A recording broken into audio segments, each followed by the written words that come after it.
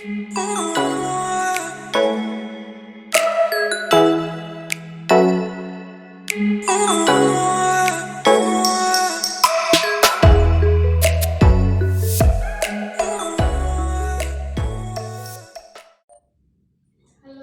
selamat siang.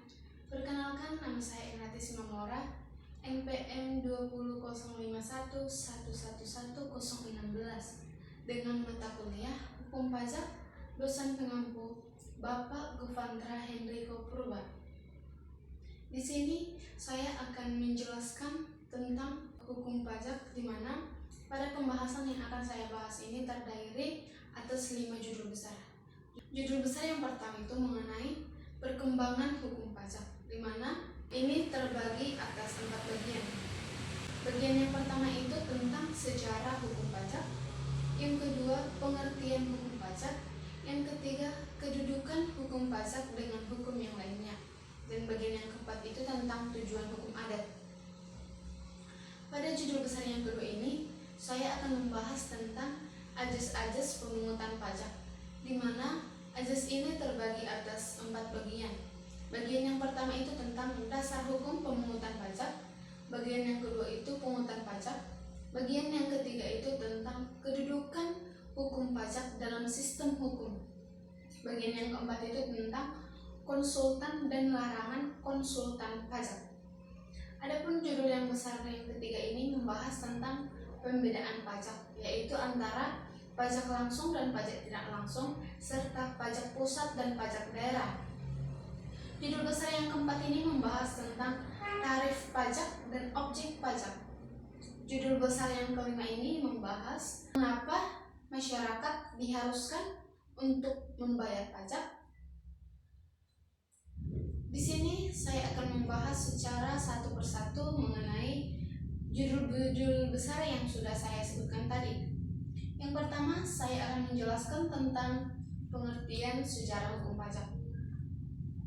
Sejarah hukum pajak pada awalnya merupakan suatu pemberian sukarela yang diberikan oleh rakyat kepada raja karena sudah menjaga, memelihara, dan melindungi seluruh rakyatnya dan juga negaranya. Di Indonesia, pajak ini merupakan suatu upeti ataupun pemberian secara cuma-cuma yang diberikan oleh rakyat kepada penguasa atau kepada pemerintah, yang dimana upeti tersebut digunakan oleh para penguasa untuk kepentingan penguasa saja.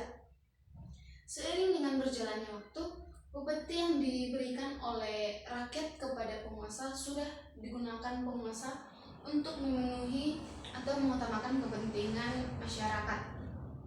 Dalam perkembangannya, pemberian yang sebelumnya bersifat cuma-cuma dan lebih ke arah memaksa, kini pun sudah dibuat aturan yang lebih baik dengan mengutamakan suatu keadilan.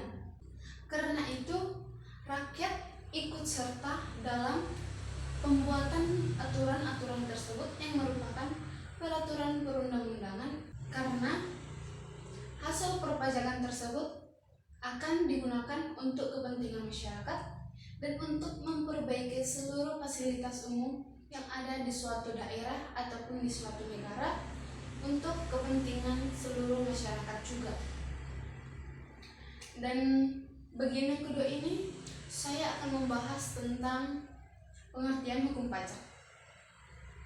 Hukum pajak adalah sekumpulan peraturan yang mengatur hak dan kewajiban wajib pajak, serta yang mengatur hubungan antara wajib pajak dan pemerintah selaku pemungut pajak.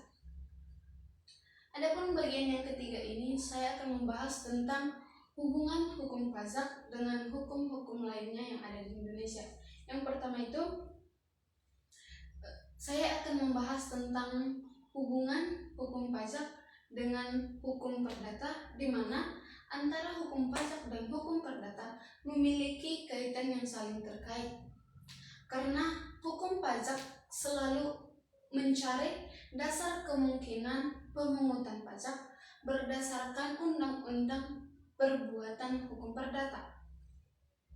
Bagian yang kedua, saya akan membahas tentang bagaimana hubungan hukum pajak dengan hukum tata negara, di mana hukum pajak dan hukum tata negara memiliki keterkaitan yang saling berkaitan karena hukum pajak menyangkut hukum tata negara yang memungut pajak melalui pelaksanaan oleh pemerintah gunanya untuk membiayai seluruh keperluan atau kepentingan suatu negara. Pada bagian yang ketiga ini, saya akan membahas tentang bagaimana hubungan hukum pajak dengan hukum administrasi negara, di mana hukum pajak dan hukum administrasi negara saling berpengaruh ataupun saling melengkapi karena pemungutan pajak kepada wajib pajak adalah kegiatan dalam rangka pelaksanaan fungsi pemerintahan yang ada di suatu negara. Pada bagian yang keempat ini, saya akan membahas tentang bagaimana hubungan hukum pajak dengan hukum pidana. Hubungan hukum pajak dan hukum pidana itu saling berkaitan, di mana dalam hukum pajak juga ada ancaman pidana yang diberikan kepada wajib pajak yang melakukan pelanggaran ataupun melanggar ketentuan perpajakan. Dan hal ini merujuk pada ketentuan daripada hukum pidana.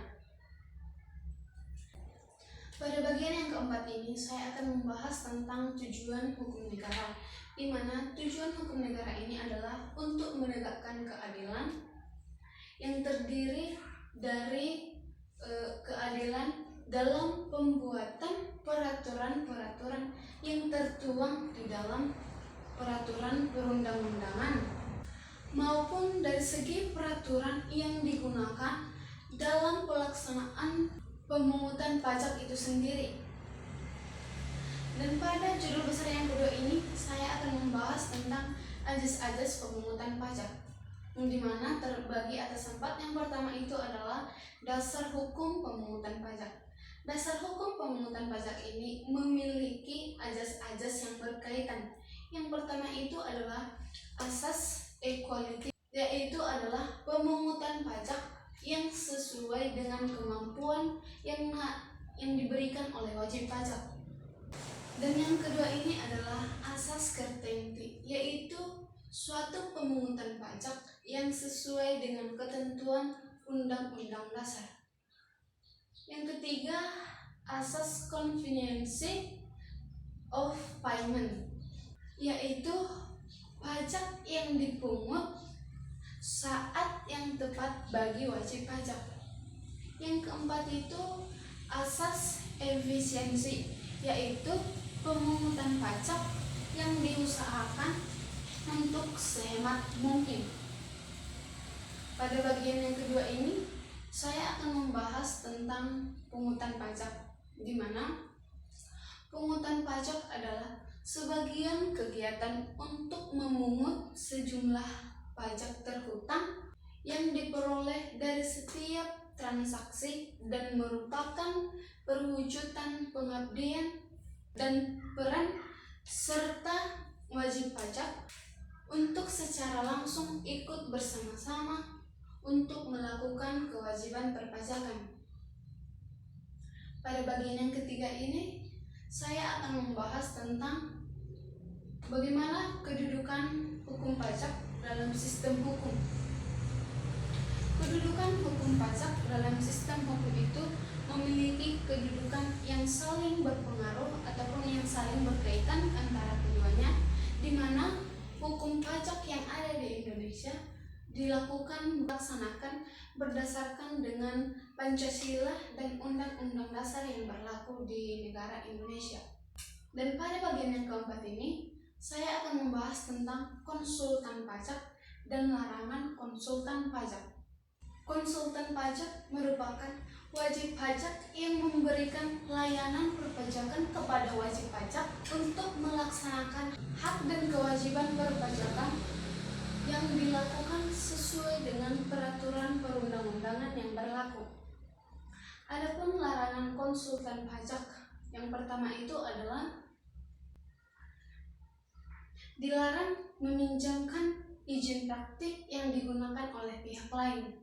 Yang kedua, dilarang melakukan atau melanjutkan profesi lain yang berkaitan dengan pekerjaan pegawai negeri. Yang ketiga itu tidak memberikan petunjuk yang memberatkan wajib pajak ataupun menyiasatkan wajib pajak. Dan yang keempat itu menetapkan syarat-syarat yang membatasi wajib pajak untuk pindah. Pada judul besar yang ketiga ini, saya akan membahas tentang pembedaan pajak, di mana yang pertama itu saya akan membahas tentang pajak langsung, di mana pajak langsung adalah pajak yang bebannya harus ditanggung sendiri oleh wajib pajak yang bersangkutan dan tidak dapat dilimpahkan kepada pihak lain ataupun orang lain. Yang kedua adalah pajak tidak langsung. Pajak tidak langsung adalah pajak yang bebannya dapat dilimpahkan kepada pihak lain ataupun kepada orang lain. Yang ketiga, pajak pusat. Pajak pusat adalah pajak yang dikelola oleh pemerintah pusat melalui undang-undang yang berlaku dan hasilnya akan digunakan untuk pemerintahan pusat dan untuk pembangunan. Yang keempat itu adalah pajak daerah. Pajak daerah adalah wajib pajak daerah yang bersifat memaksa berlandaskan undang-undang yang berlaku dan digunakan untuk kepentingan seluruh masyarakat daerah dan untuk membangun kehidupan yang lebih sejahtera lagi di daerah. Pada judul besar yang keempat ini, saya akan membahas tentang tarif pajak dan objek pajak, di mana tarif pajak merupakan dasar pengenalan hukum pajak, di mana tarif pajak berupa persentase yang sudah ditentukan oleh pemerintah serta besarnya nilai yang digunakan untuk menentukan pajak yang akan dibayar oleh wajib pajak. Objek pajak adalah sumber penghasilan yang dikenakan pajak atau tambahan kemampuan ekonomis yang diterima oleh wajib pajak. Pada judul besar yang kelima ini, saya akan membahas tentang mengapa masyarakat diwajibkan untuk membayar pajak. Masyarakat diwajibkan membayar pajak agar pajak yang dibayar masyarakat itu dapat diterima oleh pemerintah daerah atau pemerintah pusat, yang dimana pajak tersebut akan digunakan untuk pembangunan daerah dan pembangunan pusat dan untuk melengkapi seluruh fasilitas-fasilitas umum yang kurang di suatu negara ataupun di suatu daerah. Pajak yang diterima oleh pemerintah pusat ataupun pemerintah daerah ini akan digunakan ataupun akan disalurkan kepada seluruh masyarakat yang lebih membutuhkan, di mana pajak ini akan disalurkan kepada orang-orang yang berkekurangan ataupun orang-orang yang terkena bencana serta anak-anak yatim yang tinggal di panti asuhan. Pada masa pandemi ini juga pajak daerah digunakan untuk memberikan bantuan sosial kepada orang yang tidak mampu untuk memenuhi kebutuhan sehari-hari dan untuk melanjutkan kelangsungan hidupnya. Jadi, untuk menyalurkan bantuan tersebut, negara mewajibkan seluruh masyarakat untuk membayar pajak agar negara punya dana untuk memberikan bantuan kepada orang-orang yang lebih membutuhkan lagi. Sekian penjelasan dari saya tentang hukum pajak ini, semoga bermanfaat dan dapat menjadi wawasan bagi kita semua. Saya ucapkan terima kasih, selamat siang.